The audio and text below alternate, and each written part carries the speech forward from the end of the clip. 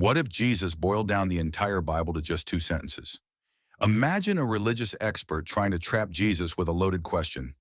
Of all the 613 commandments in the Old Testament, which one is the greatest? Jesus doesn't hesitate. He doesn't pick one. He drops a mic that still echoes 2,000 years later. Love the Lord your God with all your heart and with all your soul and with all your mind. This is the first and greatest commandment. And the second is like it.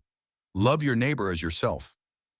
Matthew 22:37-39. Boom. That's it.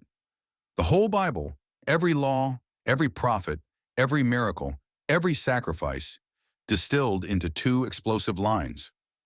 Why these two sentences changed history? They're called the Great Commandment, notice the singular, because Jesus is saying everything else hangs on these two hooks.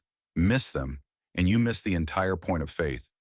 They're the ultimate cheat code to Christianity, breaking it down like Jesus meant it, loving God with all your heart. Soul and mind isn't a warm, fuzzy feeling on Sunday morning. It's total surrender.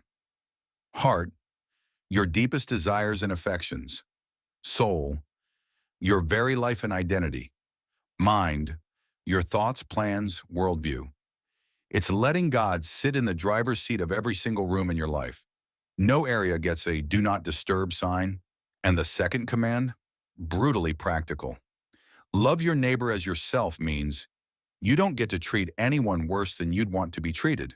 That annoying coworker? Neighbor. The person who cut you off in traffic? Neighbor. The refugee on the news? The political enemy online? The ex who hurt you? All neighbors. Jesus later doubles down with the parable of the Good Samaritan. Your neighbor is literally anyone who needs mercy, even, especially, the person your culture taught you to hate. The wild part? When you actually try living this way, everything else starts falling into place. The Bible stops feeling like a rule book and starts feeling like a love story with two main characters, God and every human He made. So if your faith ever feels overwhelming or complicated, come back here. Strip it down. Ask two questions every day. Am I loving God with everything I've got today?